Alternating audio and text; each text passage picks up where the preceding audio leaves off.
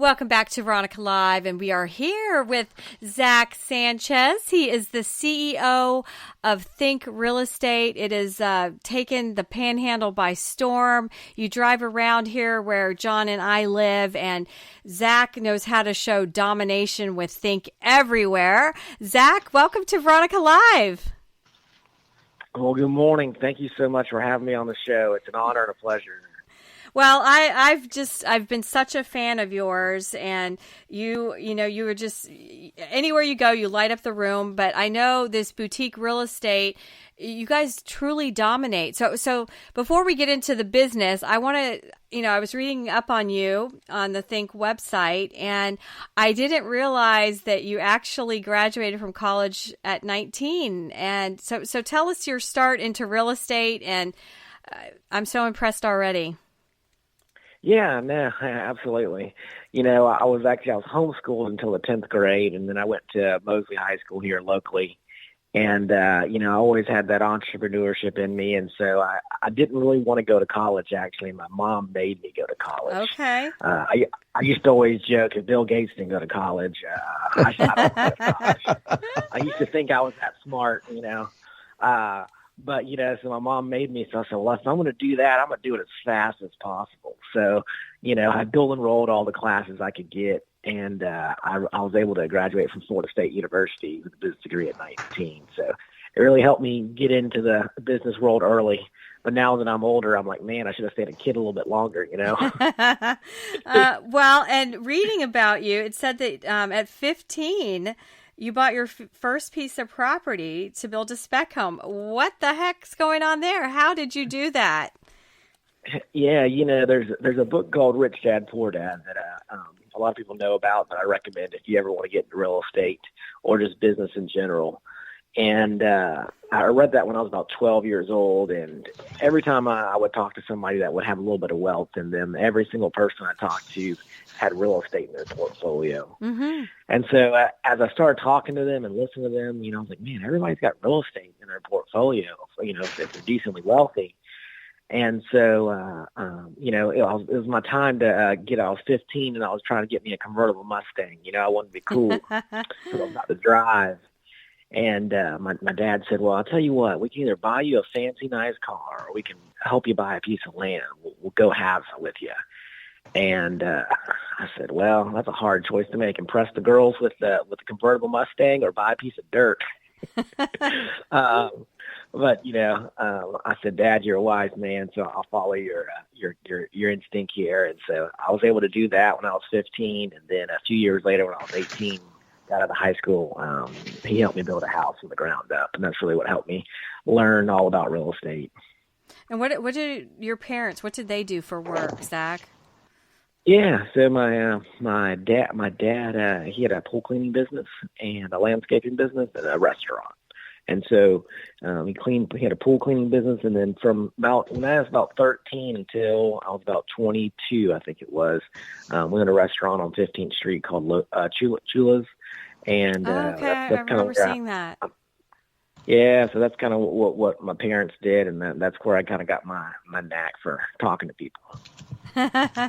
Well, I'm going to put this out there. I think someday you need to run for an office in politics, Zack. I'll be your campaign manager.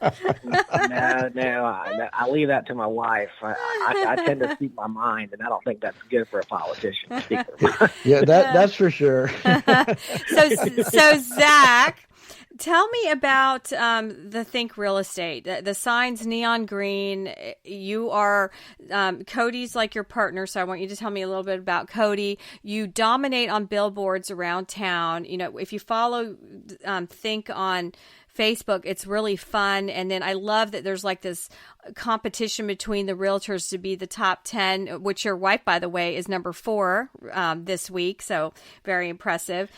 So tell me, how did you decide to, because you're young and all of a sudden you're starting this business. Were you with another real estate firm first to get your feet wet? Yeah, so interesting enough is before I was in real estate, I was at State Farm, and I managed 2 offices for my boss. And so I did that for about 6 years, and I was investing in real estate. I was building spec houses, flipping houses, buying rental property. And I had my real estate license over at Century 21 Commander Real Estate. And so that's kind of where I got my feet wet. And one day, I had an 8-to-5 job. And one day I took the day off with my now business partner, Cody. And I said, hey, man, I'm going to take the day off and just shadow you for work today and see what the life of a true real estate agent is. And we left. We went talked to a customer, shot some drone footage. And then we went and talked to another customer, and then went to the gym, and it was 3:00. And I was like, this is the life. I'm used to sitting in an office 8 to 5 answering phone calls. And so I said, I got to figure out a way to make this work. And, so I said, well, why don't we start our own company? And, the thought was just to cut the middleman out and, get all the income instead of paying a broker fee. Little did we know what it really entailed. But we said, hey, let's just start a company, and we want to have the look of Google, the customer service of Chick-fil-A, and, the freshness of Apple. And so that was kind of our start 5 years ago. Me and him put together, and we started from a little bit of nothing. We just had a lot of heart and desire. It was August of 2018, and it's funny, we started with our beach office over at the beach, and we both live in town, and really a lot of our business is in town. And we just felt God led us to this beach office, and thank God we did, because 3 months later, Hurricane Michael came in and wiped out the town. Right. And we were super blessed where our office was untouched, so we were able to just hit the ground running day one after that. And here we are now, 5 years later, number 3, number 4, and just trying to climb to the top. That's wonderful. So Zach, what differentiates you from like an ERA, and I'm just talking about the national, these big company kind of things, like an ERA or Century 21 or something like that. How do y'all different from them? Yeah, absolutely. A lot of those companies, those franchises, they have local ownership. Here, ERA has Tom Neubauer, and 21 is Charlie Commander. They're all great people, great local people. I like to say, with us being local and Cody and I being young and hungry, our ears to the ground, and because we're not a franchise, we have a lot more flexibility in what we can do. And so, when I say what differentiates it, we don't have a lot of rules in place, corporateness that puts a lot of rules in place. So we're able to bend and flex as fast as we need to. And in the market like we are now, you got to really adapt very quickly. And so we're able to make changes spot on real fast. And how many people? How many people? The other one is, go ahead, John. Okay, the other one is the 30A. I presume they're a competitor of yours, but I'm seeing a lot of their signs popping up in this area too. Which company was that? I think it's 30A. The blue sign with white. Okay, I think you're thinking Bay to 30A. I think Chris Jennings' company, maybe that might be which company you're talking about. Okay, but yeah, they're a great local company too. So, Zach, how many realtors work for you? We're probably around the 60 mark. I don't know the exact number. That's great. We climbed a little high the last couple of years. We were around 85 to 90. And, we kind of realized with our business model, it might, we were looking to we wanted to be the elite brokerage where our average sales volume per agent was higher. And so we put some minimum sales in place, and so we kind of shrunk that number down a little bit so that we could help, grow us in a little bit different light. And so we've been super blessed. It's been a great year so far. And we got about 60 agents that are just rocking and rolling. So how does your business model fit in? I know when I was looking for a farm up in Georgia, I spent a lot of time on Zillow, searching for places for sale and stuff. Is that kind of altered the broker seller buyer kind of relationship for things like that? Yeah. I know with the MLS, you've had that government settlement, on commissions and stuff. We talk about that in a little bit, but I'm just curious from a technology standpoint, how does the internet play with your business? Yeah, it changes your business a little bit on how you got to adapt and talk to your customers, because if they're smart, they can find out 80% of what you can because of technology. The sites that I go to look up flood zone, you can look up. The sites that I go to pull your deed, you can go to. The sites I go to pull all, measurements of certain things, you can go to. And so a lot of the technology helps where the customer can, be very informed about the product just as fast as you. And so that's where technology really helps you. But also technology with it can be inaccurate sometimes. So that's where your local expertise comes in for something like us. Because the data is only as good as the person inputting it. I tell them. I understand that. I get these letters all the time, with these ridiculously lowball offers for my farm, like a quarter of the value or whatever. And it's like, and I tell them, it's like, yeah, it's for sale for $1.5 million if you want to buy it. But then everything's got a price on it. Yeah, exactly. And then they're like, well, but you're crazy. And it's like, well, I just built a house that cost, $500,000 on it. So why would I want to sell it to you for $100,000? It's, I don't know where they get the information from, but it's just, it's getting irritating, but, and I guess that's just another form of entrepreneurship, but it's just like people are using all this publicly available information to go out and just, bother us. Bother us. Yeah. So, Zack, what have you learned now that you've been, you've got all these people working for you, it's been 5 years. What have you learned from that? And your leadership style, because, I've come over and visited you at your Zack, at your Think business here on 77, and like the vibe, it's just so fun and modern, and I loved everything about it. So what have you learned as a business owner, overseeing all these people and getting this off the ground? And now you've got 5 years under your belt. Yeah, we're learning every day, but I think the main thing that I've learned over the past few years is your people are everything, and how they feel about you and how their lives are going are super important. And so, I tell people, we us as leaders of the company, we may sell real estate, we may have a real estate company, but really our job is just to really make sure we're taking care of our people and making sure they're being fed in the proper way. And that looks different, and we've realized that looks different for everybody. If there's 60 agents and, 8 W-2 employees, every single one of them learns, adapts, and gets motivated differently. And so we've just learned to really cater our business to every single type of personality. We always joke in our business, my brain operates more towards like an engineer, where I'm very methodical, very calculated. And my business partner, Cody, he's a people's person.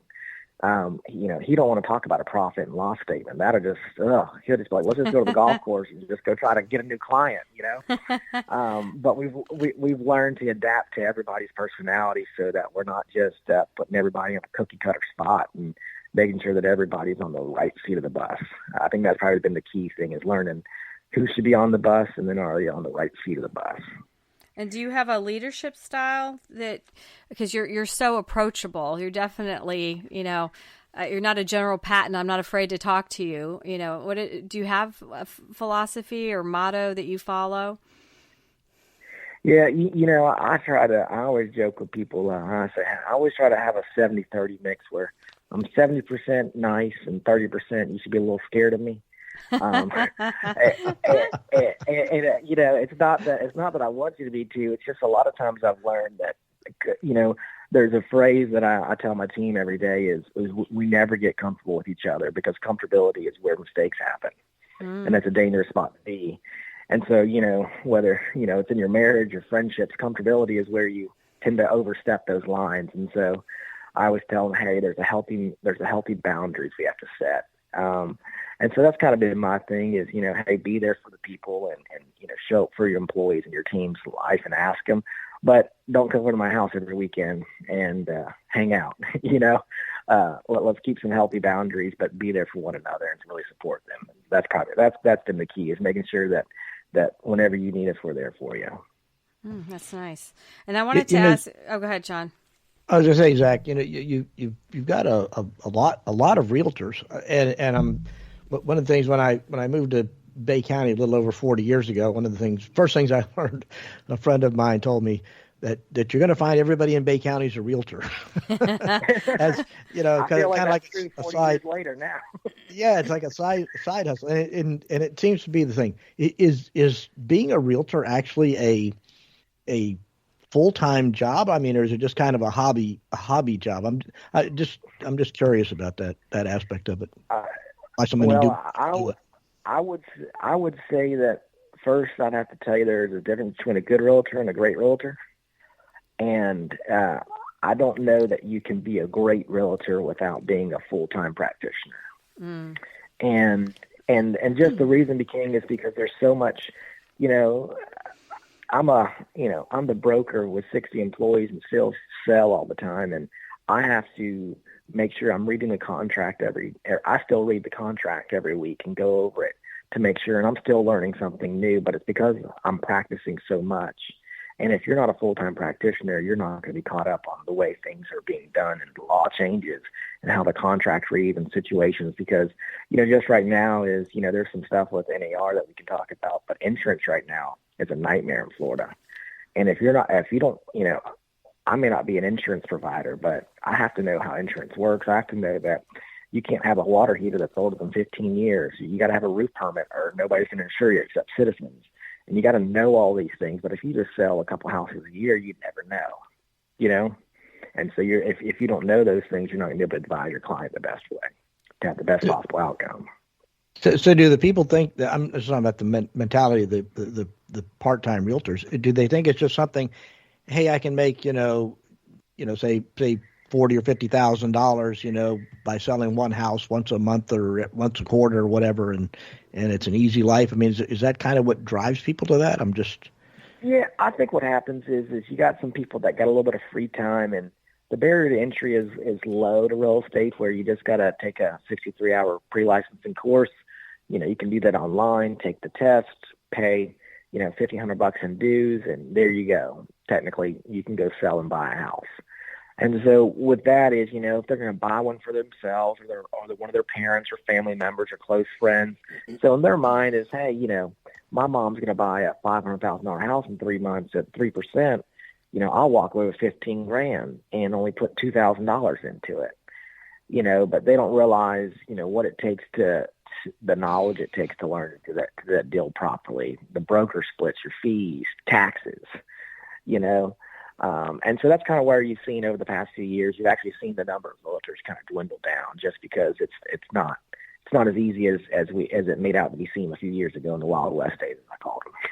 Well, I'm friends with Morris Schroeder from Century 21 Commander, yeah, and then Christine Lance from Keller Williams, and they're 24/7 realtors. You know what I'm saying? Like Zach is. So I mean, my friend group, they're working all the time. and then of course then you get clients like me. The lady we had up in Georgia was helping us look for the farm. It took me 2 years to find this property. Okay. Well, it took me 3 to get waterfront with Christine Lance. Yeah, it takes a long time sometimes to get the right property. Right. And what's nice is to have a realtor that's there with you the whole time along to help you out and believe and raw land commissions, I believe, are not as high as residential houses, for instance. But, she earned her commission. with us.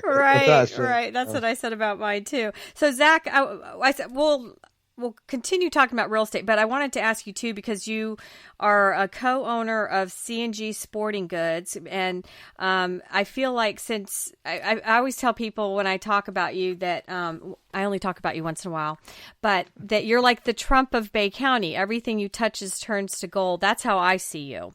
And you're, I mean, how old are you, Zach? I mean, you're like a young Trump.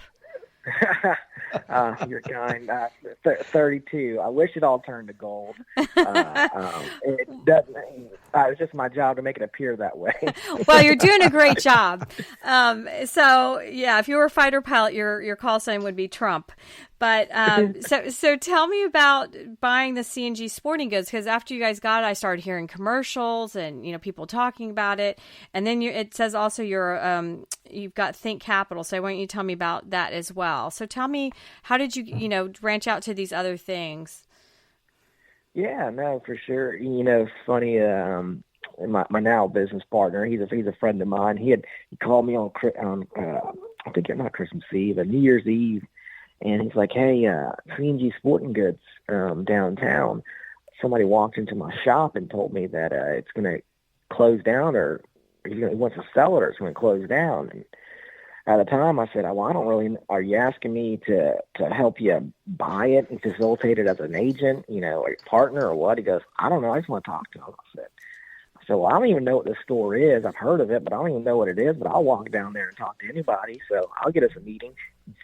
And so we had a meeting with the owner, Mr. Groom, and you walk in the store, and if you've ever been in there, like I had that day, it's it's been there since 1955, right? And it's this hunting fishing.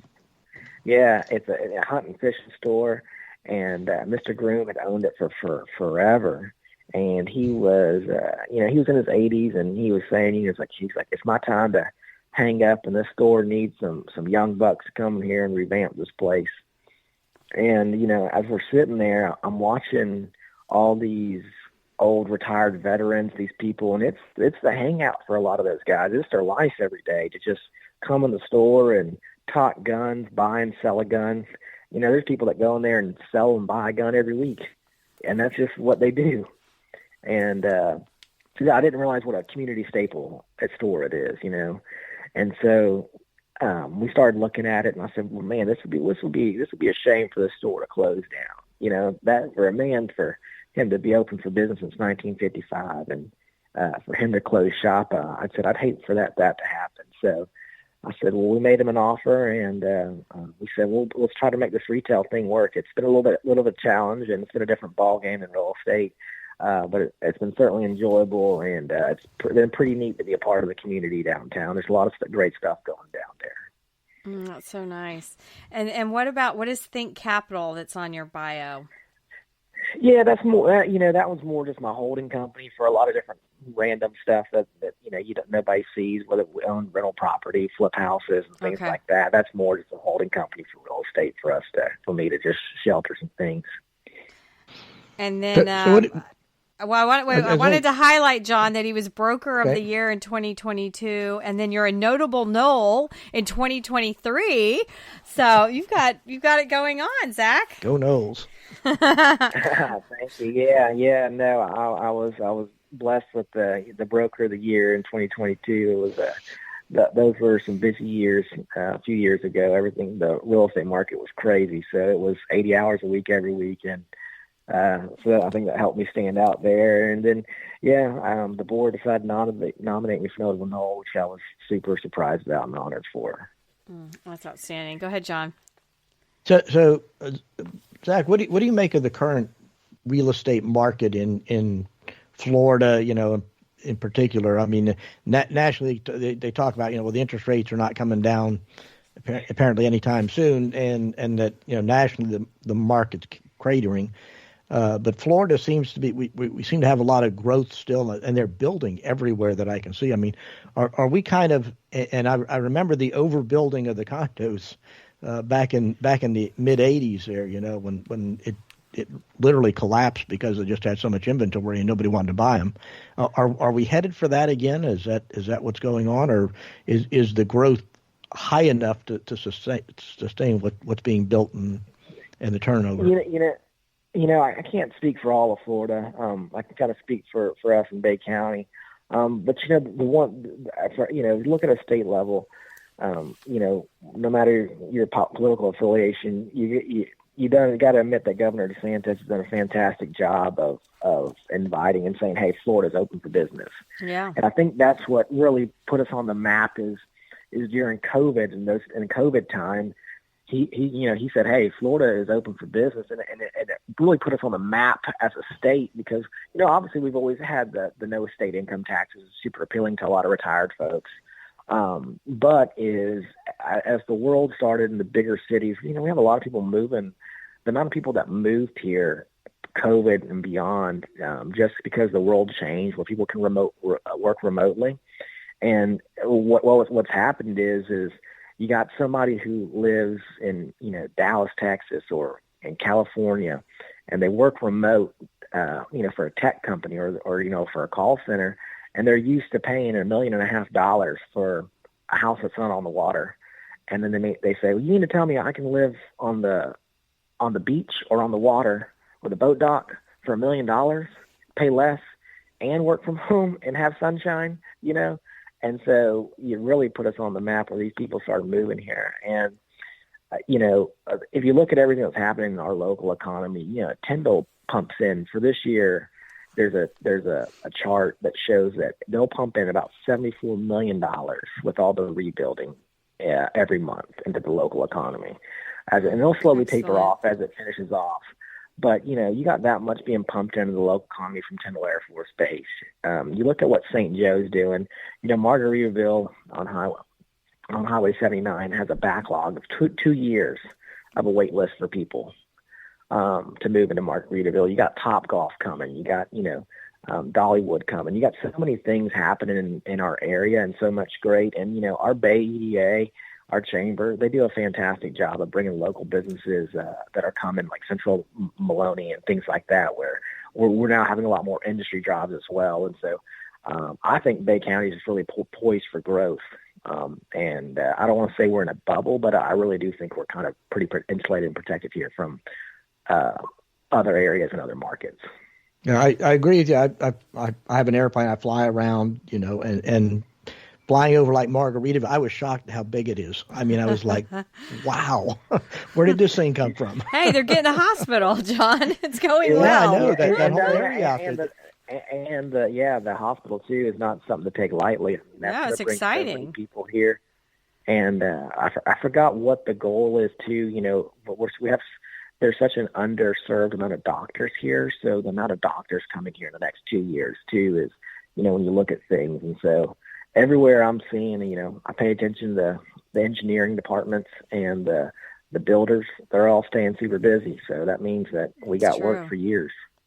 Well, I want to transition a little bit because there's, it just came out that there's change coming in July of 2024, and I am so confused. So I was hoping, Zach, you could maybe clarify what's happening. I don't know. They're saying that there's going to be fixed fee commission paid directly by consumers, concession from the seller, portion of the listing broker's compensation is on this CPAR fact sheet that actually Christine Lance sent to me because she knew you were coming on. She's like, you need to look at this, Veronica. So explain. I know it's all up in the air, but is there any clarity at all that out there for sellers and buyers? And this is what I've been telling people. Nothing has been set in stone yet, 100%. So, I tell people when stuff like that happens, careful what I'm saying. Be careful to what I say because that could very well change. But I think that the main takeaway that I've been telling my team, I've been telling people is the main takeaway from this change is that buyers and sellers need to be educated on compensation for agents. And if I was to go poll 100 customers that bought and sold real estate, I bet you only about 10% of them know truly how both parties got paid in the deal. And when I say that is if you're going to buy a piece of property, John, when you bought that piece of land, your farm, that agent was free to you, right? And you didn't write them a check. Well, what you don't realize is it's not the seller actually paying you. The listing agent negotiates a set commission with that seller. Then he dictates what he's going to pay that agent. So really it's the listing broker that's paying the buying agent. And so people just don't understand how that works. And then two is, some people say, well, why should a listing broker dictate what a buyer agent gets paid? What if I think they're worth more or less? And then there's a lot of stuff out there like the commissions are going away. And the reality is commissions aren't going away, because the reality is that it's best for a seller to pay a buyer's broker commission, because that's what's going to incentivize a buyer's agent to bring that person to the table, And, they're saying fees are going down, going away. I said, the reality is I kind of put it to people like this. You got a courtroom with a defendant and a plaintiff. The attorney fees are still going to be the same. They're not going to degrade their attorney fees, because if they lessen the attorney fees, you'll get worse representation and a worse verdict, And so, I tell people it's been more of an education standpoint, where buyers and sellers seem to be educated on how an agent gets paid and understand that, and have the flexibility to negotiate that. They should have that power. And so ultimately, I think it's going to be a great deal for people, where I don't think, hey, it's not going to change real estate fees. It's really just going to make sure you're educating and you have the flexibility to negotiate those items as you see fit. And I think that's the important key. And I think that it is important for them to do that, instead of it just being a flat fee. Here's what it is for everybody. I believe in an open market. So do as far as negotiated fees go, do you see that becoming the norm or not? I'm just curious. So what does that mean? We're not going to pay the 6% then? I guess, Zach. Yeah, I mean, do you think it'll lower that? Because as a seller, I'm trying to make as much money as possible. So yeah, exactly. And so you say, hey, I'm a seller and I want to net. All you care about is what you net and walk away with, right? Right. If you have $1 million house, your goal is to walk away with the most amount of money. So in reality, you don't care how much your fees are. You just say, I just want them to be the lowest amount as possible, right? You're like, I don't care if the buyer's agent gets paid 1%, the listing 2%, just sell my house and net me the most. And so the reality is a listing agent is still going to say, hey, I'm worth, right now how it goes, if I list your house, I'm going to list it at 6%. Me as a listing agent, I'm going to keep 3%, and I'm going to pay out 3% to the buying agent. That's how it works currently. And what was happening is it used to be that as an agent, we had to offer compensation for, it was mandatory. If we were going to put it on the MLS, we had to put compensation in there. And that's really where this lawsuit stemmed from, where it was saying you have to have that compensation. And now they changed that, where you don't have to put that compensation out there towards the buyer's agent. But the reality is why would an agent show a property that they're not going to get paid on? Well, right. Now they're saying, hey, the buyer needs to pay the buyer's agent. Well, think of it like this. If now the buyer's having to pay you 3%, all that means to the seller is I'm going to offer you 3% less, because my fees are a certain amount. And then two is, they haven't come out with it really, because, if you're a VA buyer, the people that get hurt from this is your first-time home buyers and VA buyers. They don't have the cash to do that. Well, and I've always used my VA loan because it's awesome, what it does for me. My husband has one, I have one. We've always used that. And VA won't allow you to pay a buyer's commission. So there's some stuff that they haven't really worked out right now. And the hard part when it all shakes out is really, I think where we're going to have a little bit of a challenge is probably that those first-time home buyers that are in the $300,000 price range around mm-hmm. here in this market, because one, they don't have the capital, and most of the time they don't have the education or the resources to do the deal on their own or be educated about it, if that makes sense. And so, I think that's where it's going to pose a challenge in that. But I think after a while, if the news kind of dies down and stops portraying things that are incorrectly, and we kind of get some set practices and some norms in the business, it'll all level out in a year. So are your realtors nervous? I know I had a conversation with Christine Lance about it, and she's like, we bring a lot to the table. Like you said, the water heater, that you can't have a house that has one that's over 15 years. So what are your real estate agents saying? Are they a little nervous? Yeah, my team, everybody on our team, and like I said, we've done a great job of creating a culture. One of our things is we train all the time.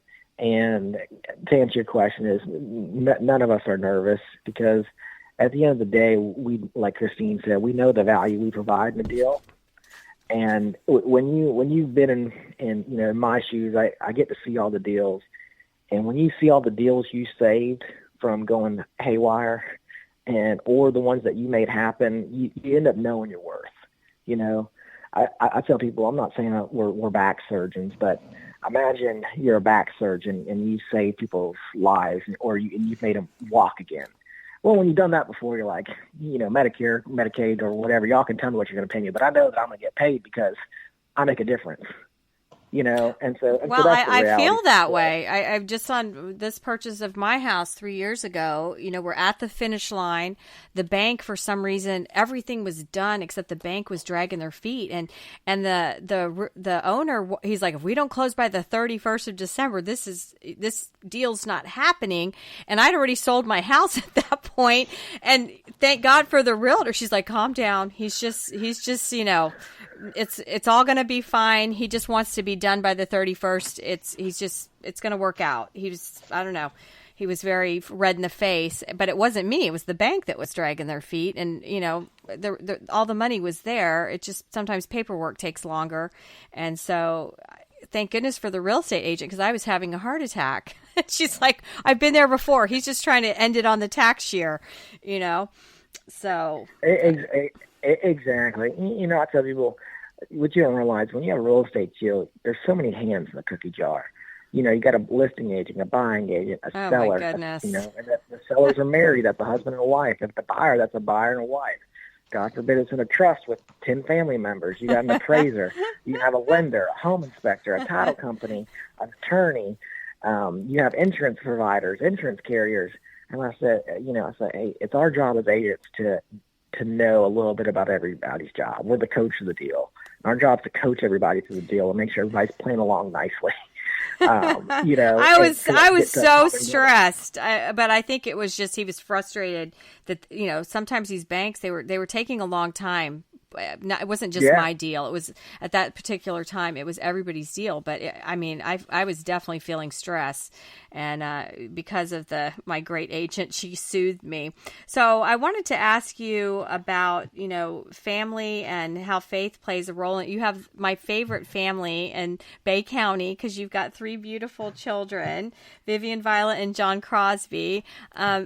So you definitely seem to have the total package there, Zach. The way I see you and your family, you're just beautiful, and your wife's a real estate agent with you. So, what a great concept having your wife part of the team. Yeah, no, I've been super blessed. My wife, Olivia, she's amazing. She does a lot. We got 3 young ones, and between taking care of them and doing real estate, she's knocking out of the park in real estate. She's a top 10 agent every month. And so, it takes both of us, and we've done a great job of just working together towards having a common goal of helping each other out and making sure the family, we put God and the family first. And it's a juggling act, and it's tiring some days. But we make sure, like I said, you put God first and the family after, and work comes after all that. So, and it just all ends up working out. So beautiful. Is there anything we're missing you want people to know? I think, I would advise people to go knock on Think's door, and you guys would be great to represent the buyer or the seller. Yeah, no, I tell people is at the end of the day, I'd love for people to use us as a company, what real estate needs, but really, kind of our mission, one of our our mission statement for our company is for us to positively influence anybody that comes in our path. And so I say that is our job is simply to get out there and be the light, and just, the world's a dark place these days. And so our job is to be the light, and it just takes one act of kindness every day to somebody to have a nice trickle effect. So let's all get there together. And I wanted to ask you, are you thinking of franchising Think? Because, everything about it, like you were saying, it's got that Apple, Google, like I see it and I'm attracted to everything about it. Your billboards, your Instagram, I don't know, the color you've chosen, the neon green. Are you thinking of franchising? Yeah. We've toyed with the idea, and I've kind of come, we, my partner and I, Cody, we kind of came to the conclusion end of last year to put some blinders on our face. And, our immediate goal is to get to our market share where we got 10% of the market share when we're number one. And so we're about number 3, number 4, teetering right there. So we're hoping to get that goal this year, if not maybe next year. And once we get to, we said we don't want to really expand until we can become number one in our own backyard. Oh, nice. And so our first and foremost goal is to get number one here in Bay County. And when we get there, we said we'll figure out that day when that day comes.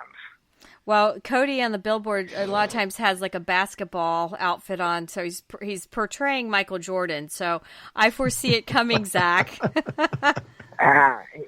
the fun one. He's the fun one.